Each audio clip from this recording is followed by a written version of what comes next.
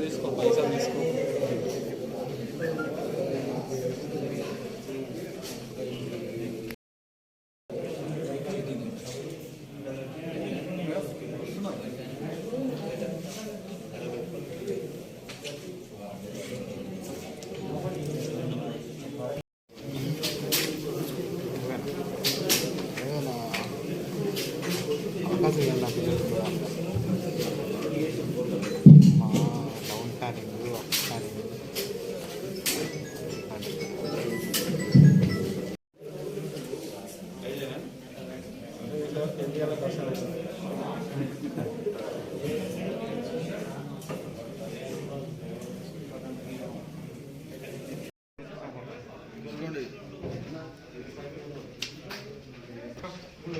तो फिर अभी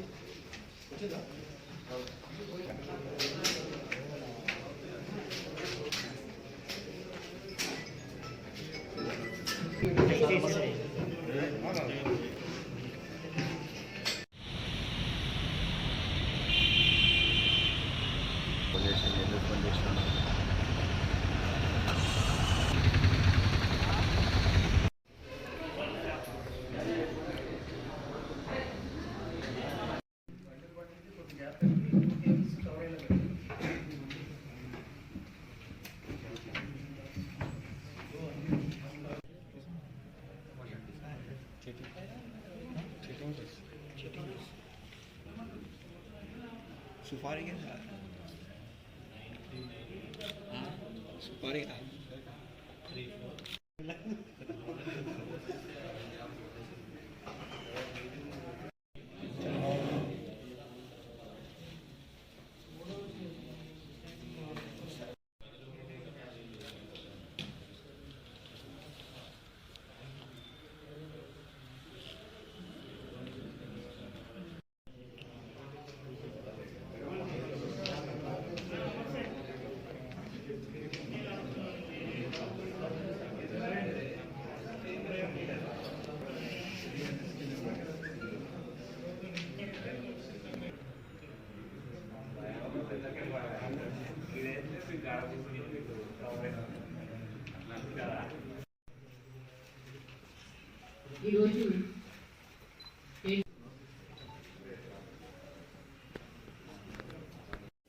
ఈరోజు Basheerabad police station Balanagar zone Cyberabad కమిషనరేట్లో ఒక crime number 14/13/2021 under section 420, 406, 34 IPC లో ఒక కేసు రిజిస్టర్ చేయడం జరిగింది. Based upon the complaint of one of the victim. అతను కంప్లైంట్ ఏమంటాడంటే ఒక బ్యాంక్స్, రకరకాల ప్రైవేట్ బ్యాంక్స్ ఏవైతే ఉన్నాయో లైక్ ICICI, HDFC, యాక్సిస్, ఇలాంటి బ్యాంక్స్ అందరికీ తెలిసినటువంటి ఒక అకౌంట్స్ ఉంటాయి. అలా కాకుండా ఒకటి హిడెన్ అకౌంట్స్ అనేవి కూడా వీళ్ళు ప్యారల్గా రన్ చేస్తారు అని చెప్పి దానికి ఒక అకౌంట్ ఉంటుంది. ఆ అకౌంట్లో ట్రేడింగ్ చేస్తే 1:3 రేషియోలో ప్రాఫిట్స్ వస్తాయి అని చెప్పి ఇతన్ని అప్రోచ్ అవ్వడము, ఇతను మనీ దాంట్లో ఇన్వెస్ట్ చేయడము, పోగొట్టుకోవడం జరిగింది. సో ఆ క్రమంలో అతను మోసపోయాడని తెలుసుకొని లోకల్ పోలీస్ స్టేషన్ అప్రోచ్ అవ్వడం, దాంట్లో SOT అండ్ లోకల్ పోలీస్ ఇద్దరు కూడా ప్రాపర్ ఇన్వెస్టిగేషన్ చేయడం వల్ల ఈ కేసు డిటెక్ట్ అయింది. బేసిక్గా ఇది అందరూ మనము విన్నటువంటి ఈ స్విస్ బ్యాంక్ ఏదైతే ఉంటుందో, అంటే అక్కడ ఒక బ్యాంక్, ప్రైవేట్ బ్యాంకు లో మనం ఏదైనా డబ్బులు దాచుకున్నా, డాక్యుమెంట్స్ దాచుకున్నా, లాకర్స్ ఏవైనా కూడా అది బయట వాళ్ళకి ఎవరికి కూడా యాక్సెస్ ఉండదు except for the account holder అని మనం ఇది చిన్నప్పటి నుంచి కూడా వినడం జరుగుతుంది. సో అలాంటి క్రమంలో ఇండియాలో కూడా ఈ విధంగా ఈ ప్రైవేట్ బ్యాంక్స్ ఇలాంటి అకౌంట్స్ని ఆపరేట్ చేస్తున్నాయి అని చెప్పి విక్టిమ్స్ని కొందరు ఒక గ్రూప్ ఆఫ్ పీపుల్ వాళ్ళ దగ్గరికి వెళ్ళి వాళ్ళని నమ్మించి వాళ్ళతోటి డబ్బులు పెట్టడం జరిగింది. సో దీనికి వాళ్ళు ఏం పేరు పెట్టుకున్నారు అని అంటే సెకండ్ ఛానల్. ఈ అకౌంట్ పేరు సెకండ్ ఛానల్. ఈ సెకండ్ ఛానల్ అనేది అకౌంట్ ఉంటే దాంట్లో ఏదైనా మనీ మనం ఉంటే దాన్ని మనం ఎక్కడైనా కూడా ట్రేడింగ్ చేయొచ్చు. చేసి 1:3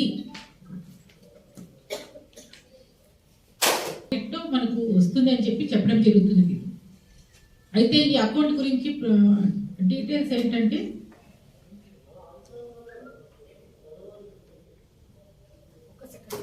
దాదాపు ఒక 15 లక్షలు. తర్వాత స్లాట్ బుకింగ్స్, దానికి రెంట్ కట్టాలి కదా, అకౌంట్ రెంట్ ఉంటుంది, దానికి ఒక 10-15 లక్షలు. తర్వాత దాని మీద లాగిన్ ఐడి పాస్వర్డ్ తీసుకోవడానికి ఇంకొక 20-25 లక్షలు.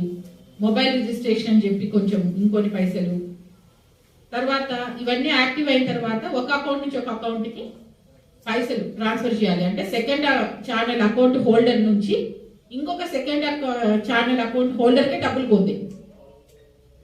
సో ఇతనికి 100 కోట్లు ట్రాన్స్ఫర్ చేస్తే అతను మనకి ఎలా కావాలంటే అలా ఇచ్చేస్తారు డబ్బులు అన్నట్టు.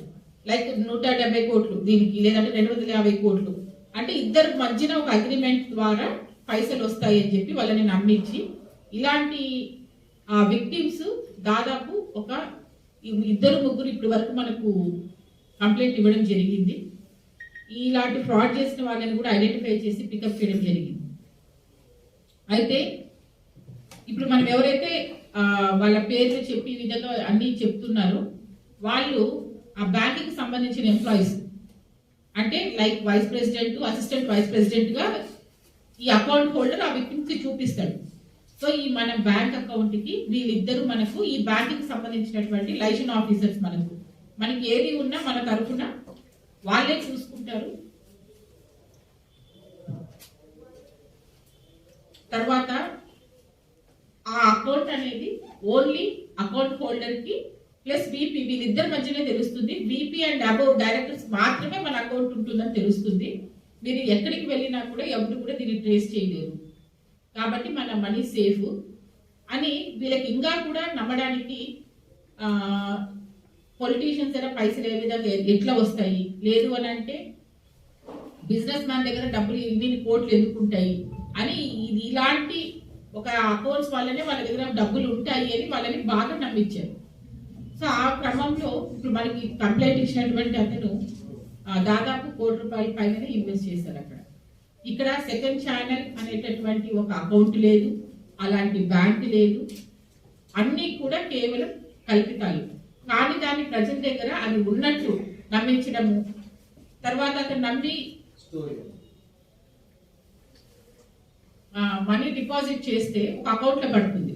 సో ఆ అకౌంట్ కూడా చెన్నైకి సంబంధించినటువంటి రేణుకా మూవీస్ అనే ఒక అకౌంట్.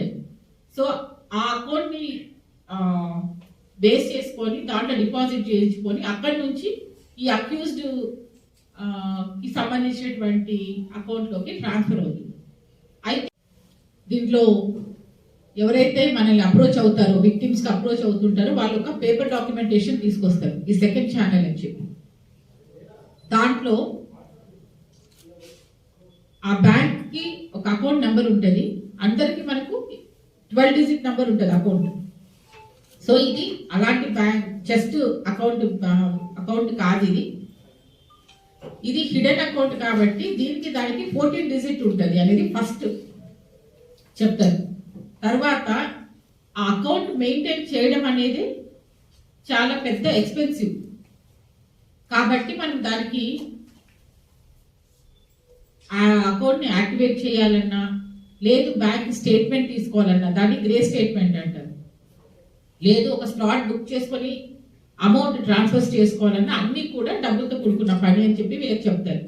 అయితే ఏం చెప్తారంటే వీళ్ళు, నా దగ్గర ఒక అకౌంట్ ఉంది, అలాంటి అకౌంట్ ఒక అకౌంట్ ఓపెన్ చేయాలంటే 1.5 CR to 2.5 CR ఖర్చు అవుతుంది. మీకు ఆ అకౌంట్ మా దగ్గర ఉంది, ఇదిగోండి స్టేట్మెంట్, దీంట్లో 10,000 కోట్లు ఉన్నాయి. వాళ్ళు చూపిస్తారు ఆ పేపర్, 10,000 కోట్లు ఉన్నాయని చెప్పి. నాకు ఇది మా ఓనర్ ఎవరో, నేను ఎప్పుడో స్టీల్ ఫ్యాక్టరీలో పనిచేసేటప్పుడు నా ఓనర్ నా పేరు మీద తీశారు, నాకు చాలా లీలగా గుర్తుంది, నేను ఫింగర్ ప్రింట్ వేశాను. తర్వాత ఆయన సబ్సిక్వెంట్ గా చనిపోయాడు. నాకు మొన్న స్టేట్మెంట్ వస్తే తెలిసింది నా అకౌంట్లో ఇన్ని పైసలు ఉన్నాయని చెప్పేసి 10,000 కోట్లు ఉన్నాయి. కానీ దాన్ని నేను ఏమి చేయాలని నా దగ్గర మనీ లేదు. మీరు కానీ నాకు ఈ ప్రాసెస్లో హెల్ప్ చేస్తే నా అకౌంట్ అనేది యాక్టివేట్ అవుతుంది.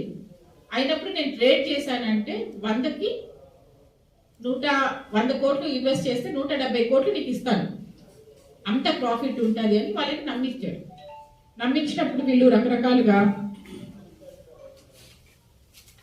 ఆ అకౌంట్ 10,000 కోట్ల ఉన్నటువంటి గ్రే స్టేట్మెంట్ చూపించారు కదా, దాంట్లో వీళ్ళు